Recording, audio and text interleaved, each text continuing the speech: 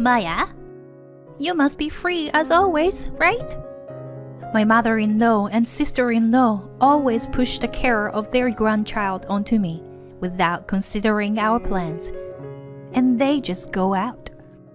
I felt anger building up inside me, and I was left behind at home. How selfish can these people be? I had plans to meet with a friend for the first time in a while. It's terrible that they look down on me just because I'm a housewife. I have to make sure they never take advantage of me again. My name is Maya. I met Hank through my best friend Laura, and we got married 2 years ago. I quit my job and now I'm a full-time housewife. But we don't have children yet. We've just moved into a new house a few months ago, and we are living peacefully. I love cooking and have been making elaborate dishes almost every day since we moved in. Meeting with Laura and her husband for a delicious meal and good drinks is our weekend delight. But at that time, I didn't realize that the hand of evil that would threaten our peaceful life was approaching. It seems that my parents are getting a divorce. One day, Hank told me with a downcast look. I had heard that they were not on good terms, but I didn't expect them to get divorced. My mother-in-law is a housewife, but she hardly does any housework, and mostly orders takeouts or buys ready-made food. And she lives a selfish life of buying whatever she wants without resistance.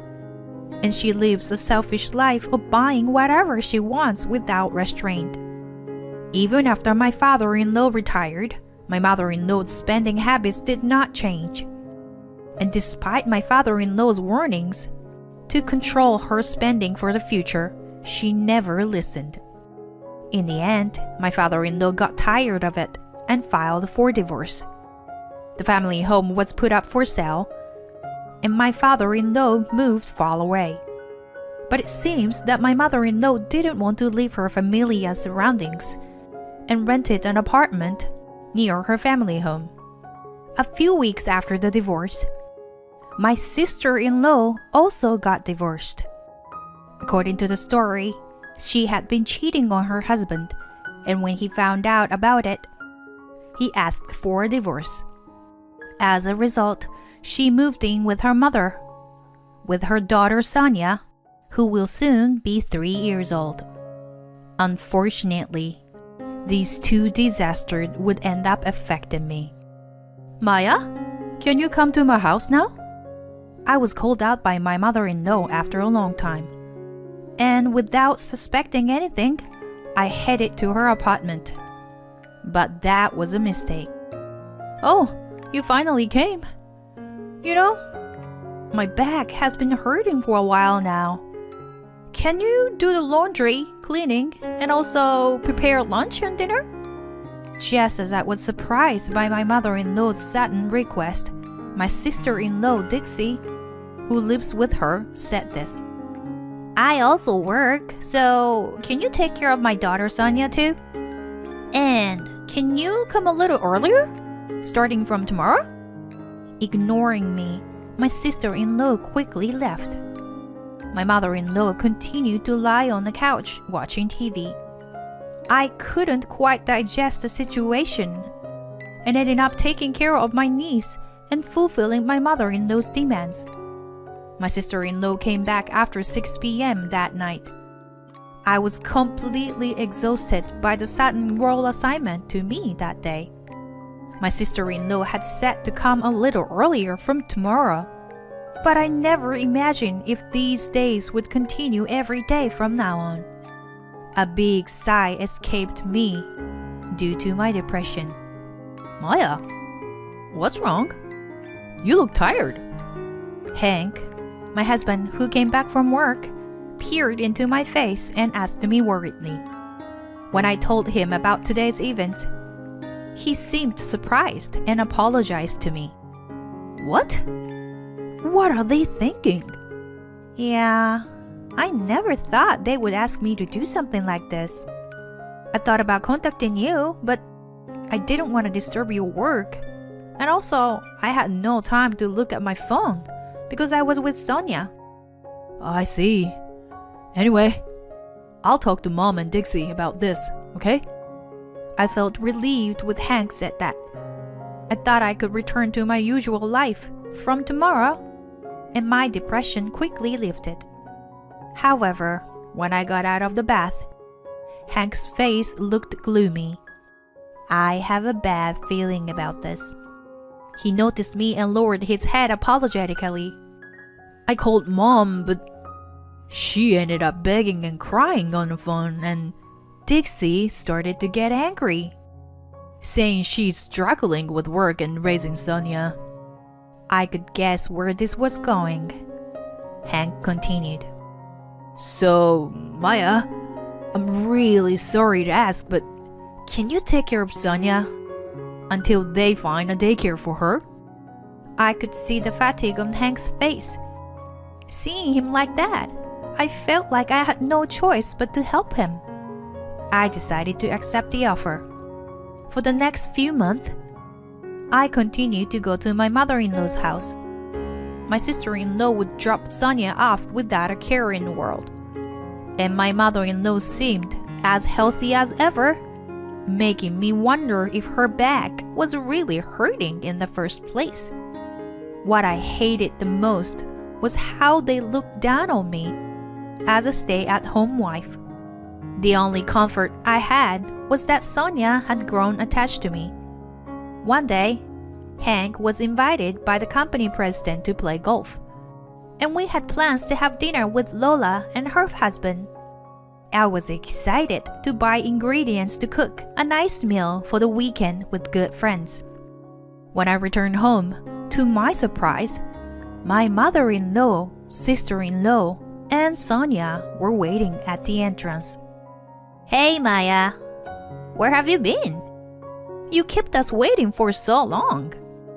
My sister-in-law shouted at me as soon as she saw me. What's going on?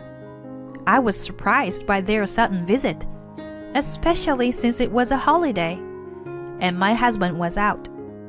It seemed like they had come to our house when he wasn't around. Just open the door already. My mother-in-law rushed to me and entered the house without permission. Then my sister-in-law spoke up. We were planning to enjoy the holiday today. You're probably free, right, Maya? I have something to do, and Mom is having lunch with her friends. So, we're leaving Sonia in your care, okay? After finishing some snacks, they left Sonia with me and went out. Taking care of Sonia while preparing dinner would be difficult. I reluctantly canceled my plan with Lola and felt sad and angry while cleaning up the ingredients I had bought. Why were they so selfish? Ever since I started going to my in-laws' house, my household chores doubled. Taking care of the child also doubled my physical strength. On weekends, I was often too tired to keep my promise with Lola. Despite all this, I had finally arranged to meet Lola after several months. But now this had happened. I couldn't calm down my irritation, but I managed to take care of Sonia somehow. When Hank returned in the evening, he was surprised to see Sonia. I'm home. Huh. Why is Sonia here? Shh. She just fell asleep, so be quiet. Hank put his hands over his mouth and apologized quietly. You know, when I came back from shopping, your mom and sister were waiting for me at the entrance. And they left and abandoned Sonia here. I was planning to cook a lot today since Laura and her husband were coming over, but I had to cancel on them. I was looking forward to it. Such a bummer. I vented my anger to him, and Hank also exploded with anger. The director of the nursery was at the golf club today, you know? Huh. Wasn't your sister making a fuss because she got rejected from the nursery? Yeah. But the nursery is now admitting children, and they haven't rejected anyone in the past few months. What does that mean? It means that Dixie never even applied to the nursery.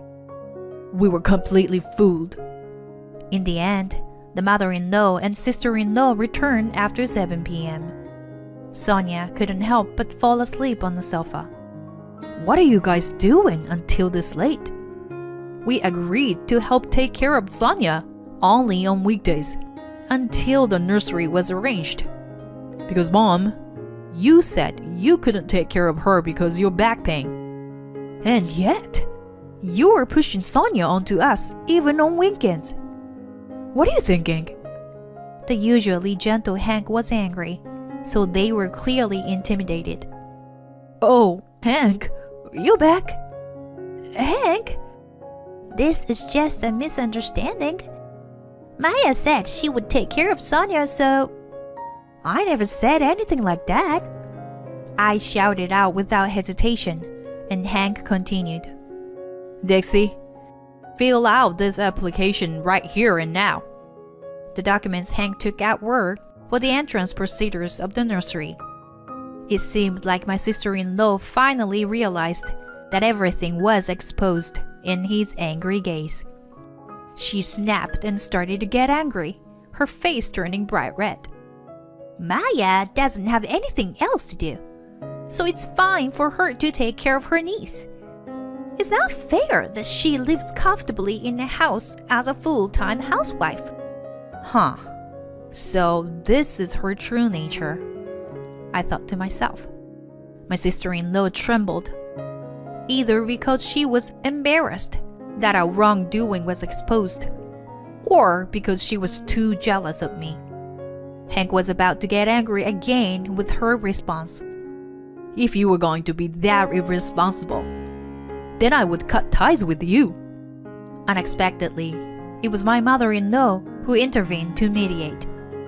Now, let's listen to what Hank has to say. We're also at fault, weren't we? Hank responded mercilessly with a loud voice to his mother. Mom, you're really lying about your back pain, aren't you? You seem to have enough energy to move around. So why don't you work a little? My mother-in-law scolded, shrugged her shoulders, and next to her, my sister-in-law, who had given up, began writing the documents that Hank had given her. Here, I filled it out. Happy? She said, slamming the finished documents on the desk, and they all left. Soon after, it was decided that my niece would start attending the nursery the following month. Thanks to that, I was able to return to my normal daily life and have dinner with Laura and her husband. It was around that time that my husband's transfer to Seattle came up suddenly. I was lost in thought, thinking that it was going to be busy with the move to Seattle. 3 months later, I received a late-night phone call, and it was my sister-in-law on a video call. I was confused when I saw the background on the screen. My sister-in-law, Dixie, greeted me with a loud, annoying voice. Hey, Maya, can you come back home soon? I still couldn't quite understand what was happening. And then, there was a loud crash on the other end of the line. Oops, sorry about that. Looks like Sonia broke a vase in the living room. But since it was your precious niece, you'll forgive her, won't you? And she held up the broken vase to show it to the screen. Wait, are you guys really in that house right now? Yeah. It's been a while since we last visited. I mean, how did you get into the house? Well, I borrowed the key and made a spare last time I was here. I couldn't believe that they had gone to such length. I blamed myself for not realizing that my keys had been stolen. It's been a while since we last visited your house, and it seems like Sonia's getting too excited. Come to think of it, we didn't have this vase before, did we? Oh, is it new? I'm sorry she broke it so soon. As she apologized, it was evident that she didn't feel remorseful at all. Please, leave. Right now.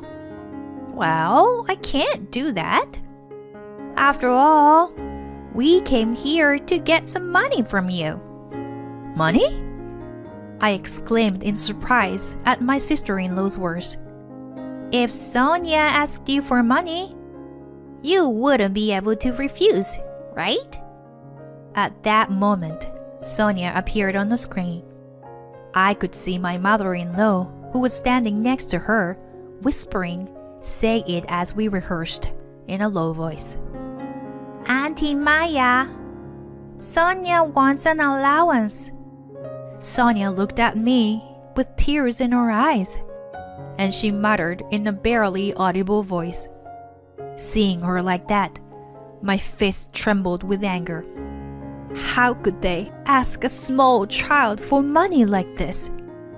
My sister-in-law provocatively called out to me again. See? This is what Sonia is saying. So please give us some money.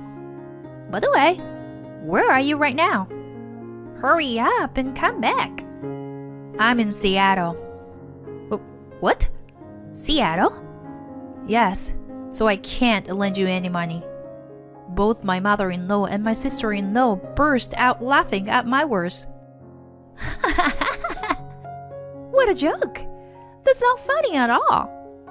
If you don't want to give us money, how about giving us some of these Louis Vuitton bags you have stored in your closet? As she said that, my sister-in-law showed me the closet. I shouted out immediately. No! Absolutely do not touch them! Those aren't my stuff. However, my advice fell on deaf ears as they continued to search for brand-name goods one after another. And if it wasn't yours, then whose was it? You think I'd be fooled by such a lie? No, it's all mine. Huh? Who are you? Standing there was Lola. The truth is, my husband and I had moved to Seattle as planned due to his transfer. We kept it a secret from my in-laws to avoid any complications.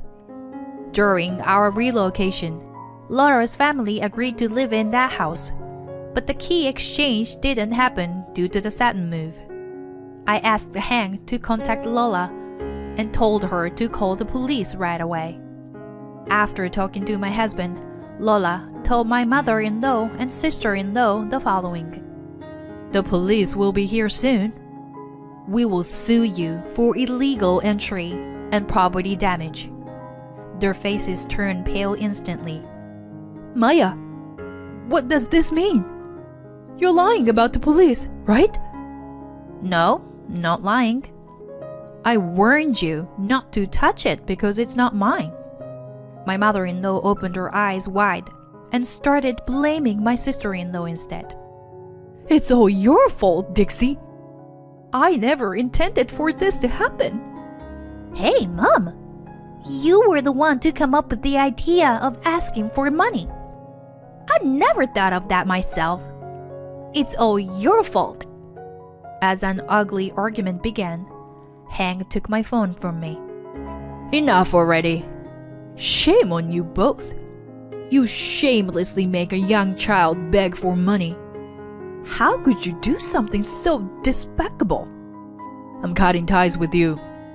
Got it? Wait, Hank! Hold on a sec.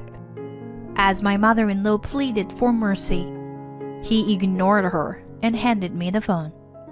Then Sonia spoke up, trembling. Auntie Maya, I'm sorry. I don't need allowance, so please don't hate me. Her tearful confession left me with a heavy heart. I could never forgive them for causing such distress to an innocent child. Sonia, we won't hate you. You don't have to worry about that. I spoke in a gentle voice to comfort her. What you did is not forgivable. We have no intention of helping you in any way. As Hank said, we'll be cutting ties with you. Goodbye. Afterward, the police arrived and arrested the two of them. Sonia was taken into protective custody and handed over to her father. I plan to visiting her when I return home. My sister-in-law and mother-in-law were left with a large debt due to the compensation they had to pay for their wrongdoing, as well as unpaid rent and credit card bills. After taken in by the police, they both worked tirelessly from morning until night. Meanwhile, Hank's excellent work at the company led to her decision to stay in Seattle permanently. I pursued my passion for cooking and opened a small restaurant. Lola and her husband plan to visit us during the grand opening. I'm looking forward to a new life and reuniting with my best friends.